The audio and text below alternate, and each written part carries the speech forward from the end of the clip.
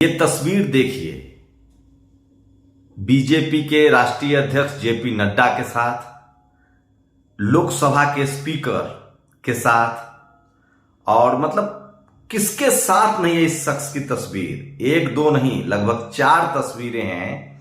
और पता है ये शख्स जो तस्वीरों में दिख रहा है जेपी नड्डा के साथ, लोकसभा स्पीकर के साथ, ये कौन है? इस शख्स का नाम है एम श्रीकांत त्यागी। ये बीजेपी का नेता है।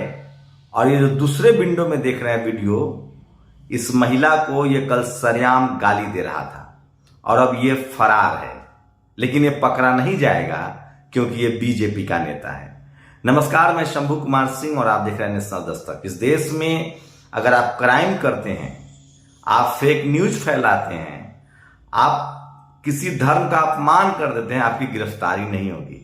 गवाह है आपके सामने बग्गा जिसको बचाया गया, नुपुर शर्मा जिसको बचाया गया, अब ये त्यागी जो सरेआम महिला को गाली दे रहा था, इसकी भी गिरफ्तारी नहीं होगी। लेकिन अगर आप पत्रकार हैं, सिद्दीकी कप्पन है, प्रशांत कनौजिया हैं, अगर आप कोई नेता हैं, अभिनेता हैं, पत्रकार हैं, सरकार से सवाल पूछ रहे हैं, तो आपकी गिरफ्तारी हो जाएगी। सोचिए। लेकिन मैं दूसरे वीडियो दिखा रहा हूं। ये वीडियो है यूपी के सीतापुर का, जहां एक यादव, सचिन यादव नाम का टीचर एक शेड्यूल कास्ट महिला को गाली दे रहा था, लेकिन अब वो जेल में है। मैं इसीलिए कह रहा हूं SC ST OBC और माइनॉरिटी के लोगों को कि अगर तुम जातिवादी या धार्मिक दंगे में पकड़े गए तो तुम नहीं बच पाओगे, क्योंकि तुम त्यागी नहीं हो। खासकर मैं OBC लोगों से अपील कर रहा हूं कि किसी भी तरह के जातिवादी हिंसा में या धार्मिक हिंसा में शामिल ना हो। मैं शेड्यूल कास्ट, शेड्यूल ट्राइब के लोगों से कह रहा हूं कि आप किसी तरह के जातिवादी या धार्मिक हिंसा में शामिल ना हो, आप बच नहीं पाएंगे, क्योंकि आप त्यागी नहीं हैं, आप बीजेपी के नेता नहीं। सोचिए, आगरा में बीजेपी के एक नेता ने चांदी व्यापारी की गोली मारकर हत्या कर दी, फिर गर्दन काट लिया, और वो शेड्यूल कास्ट से था, वो गिरफ्तार हो गया। तो अगर बीजेपी में भी हो और SC ST OBC माइनॉरिटी हो तो भी नहीं बचोगे, क्योंकि आप स्मृति ईरानी नहीं हो। याद है बंडारू लक्ष्मण जो बीजेपी के अध्यक्ष थे, एक आरोप लगा और नहीं बच पाए। तो मैं इसीलिए कह रहा हूं, बीजेपी में भी हो तो भी नियम कानून को फॉलो करो, किसी भी कीमत पर जातीय और धार्मिक हिंसा में शामिल ना हो, क्योंकि आप बच नहीं पाएंगे। यही इस देश की सच्चाई है और जो चाहता हूं कि मैं अवगत कराऊं। अब सोचिए, ये शख्स जो है ये फरार है। देखिए, madam BVIP arrogant BJP leader Shrikant Tyagi, ये संकेत उपाध्याय ने वीडियो जारी किया है और महिला अधिकारी कह रही कि वो गायब है। ये है योगी का अनमोल रत्न श्रीकांत त्यागी, महिलाओं को पीट रहा है, गाली दे रहा है, इसके घर न तो बुलडोजर चलेगा न ये जेल जाएगा, इसको जमानत मिल जाएगी। सोचिए, इलाहाबाद हाई कोर्ट से सिद्दीकी कप्पन को जमानत नहीं मिली, जो पत्रकार थे और हाथरस की बेटी की रिपोर्टिंग करने जा रहे थे, लेकिन वहीं बड़े एक माफिया को जमानत मिल गई, वो भी खबर बताऊंगा। सोचिए, कल कांग्रेस ने प्रदर्शन किया ब्लैक पहन के, कैसे मीडिया ने और बीजेपी ने उसको राम जन्मभूमि से जोड़ दिया। भाई साहब, ये मानना पड़ेगा इन लोगों को कि किस तरह की बेईमानी है। कल प्राइस हाइक, महंगाई के खिलाफ विरोध प्रदर्शन हो रहा था, ब्लैक पहना गया था, ब्लैक कलर विरोध का प्रतीक है, उसको राम जन्मभूमि के शिलान्यास से जोड़ दिया गया। तो मैं फिर कह रहा हूं, जिसके पास टीवी अखबार है वही विजेता है। बहुजनों को अपना टीवी अखबार खड़ा करना पड़ेगा।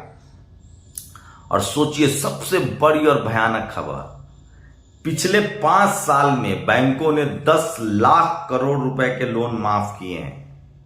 पिछले 5 साल में बैंकों ने 10 लाख करोड़ का लोन माफ किया है। किनका? मेहुल चौकसी सबसे ऊपर हैं, और उसके बाद गीतांजलि कंपनी के, तो ये मोदी जी के करीबी लोगों में से हैं। तो पिछले 5 साल में बैंकों ने 10 लाख करोड़ रुपए का कर्ज माफ कर दिया। ये सरकार न खाती है न खाने देती है। आप 1 रुपया लेके नहीं बच सकते हैं। तो ये बिजनेसमैन, और सोचिए इसी वजह से इनके बिजनेसमैन दोस्त जो हैं वो अमीर हो रहे हैं। नीतीश कुमार की पार्टी से निकलने वाले RCP सिंह की मुश्किलें बढ़ सकती है। जदयू ने नोटिस दिया है कि उन्होंने 58 प्लॉट खरीदे हैं, ये भी नहीं बचेंगे, OBC कम्युनिटी के हैं। जदयू कह रही है कि कहीं ईडी की जरूरत नहीं है, लेकिन अब ये बीजेपी में चले गए हैं, देखते हैं कि बचते हैं कि नहीं। और पाखंड अपने चरम पर है। ये बाबा देखिए, इस तरह के SC ST OBC माइनॉरिटी के लोगों से कह रहा हूं, आप इस तरह के पाखंड का शिकार नहीं। ये भैंसासुर बाबा है, ये घास खाता है, ये मतलब चारा खाता है और बीच बीच में केला खाता है। पाखंड अपने चरम पर है। अमृत काल महोत्सव में भारत के संविधान में प्रावधान था कि आप पाखंड का विरोध कीजिए, लेकिन जिस देश में धर्म की राजनीति हो, पाखंड का बोलबाला हो, पाखंडियों की जमात खड़ी हो गई है। बहुजन समाज के लोग सावधान रहे। अभी एक देवी आई थी, काली देवी, जो मक्खन खाती थी, दूध खाती थी। तो इस पाखंड का विरोध कीजिए। और देखिए, मध्य प्रदेश के इंदौर में हजारों PSC अभ्यर्थी 3.5 साल से रिजल्ट न घोषित करने के लिए PSC कार्यालय पर प्रदर्शन कर रहे हैं। पीयूष बेबले ने लिखा, लेकिन ये टीवी अखबार नहीं दिखाएगा। सोचिए, नागपुर से जो लोग दिल्ली आ रहे हैं हाथ में तिरंगा लेकर, नौकरी मांग रहे SSC GD वाले, उसको रोज हरियाणा में गिरफ्तार करके कभी आगरा, कभी पलवल, हर जगह छोड़ दिया जा रहा है। लेकिन कोई टीवी अखबार इस पर खबर नहीं दिखाएगा। टीवी अखबार सिर्फ दिखाएगा कि ED के खिलाफ कांग्रेस, हिंदू मुस्लिम, तिरंगा झंडा। इस देश के नागरिकों की चिंता नहीं, लेकिन इस देश के नागरिक डिजर्व करते हैं। आप डिजर्व करते हैं, क्योंकि आपको टीवी देखना है, अखबार देखना है। मैं फिर कह रहा हूं, टीवी अखबार इस देश में जाति विशेष, धर्म विशेष के लोगों का है। उस देश के 90% लोगों से उसका कोई मतलब नहीं, खासकर सवर्ण गरीब है, उसको भी फायदा नहीं होना है। और ये अनुराधा है, ये कॉमेडियन है, अनुराधा तिवारी इसका नाम है, टाइटल छुपा रखा है। कितना बड़ा झूठी है ये कह रही है कि एक शेड्यूल कास्ट जो रिजर्वेशन लेता है उसका एक घर है, जबकि ये रिसोर्ट है।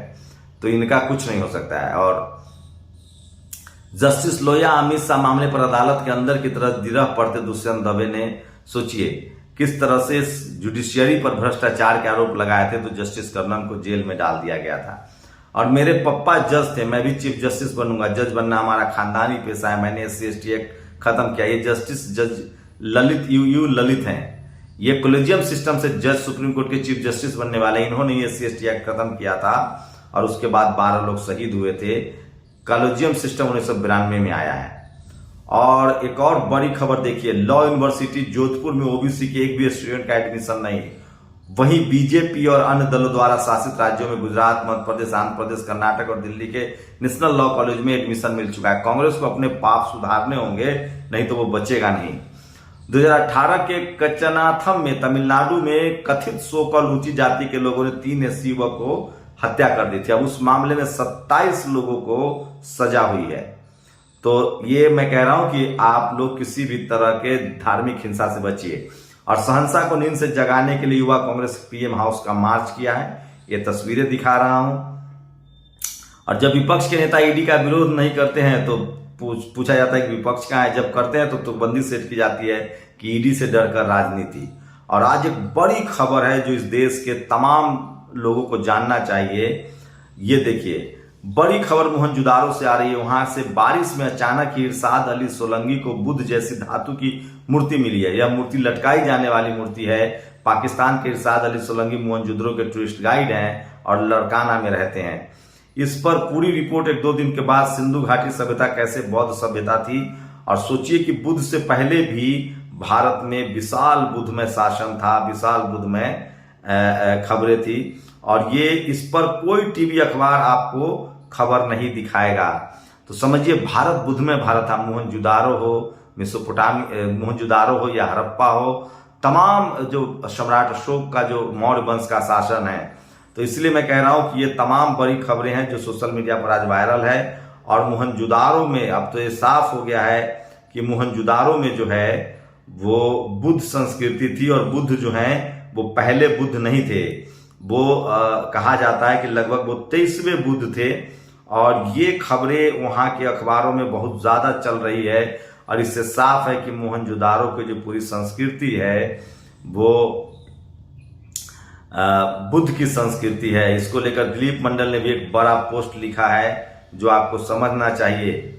और इलाहाबाद हाई कोर्ट के सबसे बड़ी कोर्ट है, 98 जज है, 21 जज स्पष्ट ब्राह्मण सरनेम के हैं, लेकिन वहां सबसे ज्यादा केस पेंडिंग है। तो मैं फिर कह रहा हूं कि सोशल मीडिया ही सच्चा मीडिया है, सोशल मीडिया ही बहुजन मीडिया है। और इसलिए मैं बार बार कहता हूं कि सोशल मीडिया को लेकर आप अवेयर रहिए। और मोहनजोदारो में जो बुद्ध की मूर्ति मिली है उसको लेकर पूरी दुनिया में हंगामा है। और इससे साफ हो गया है कि पहली जो सभ्यता है इस धरती पर, जिसमें डेवलपमेंट है, छत की घरें हैं, नला है, नदी है, नाले हैं, कुआं है, पानी है, वो सब बौद्धिक सभ्यता थी। अपनी प्रतिक्रिया जरूर दीजिए। शुक्रिया।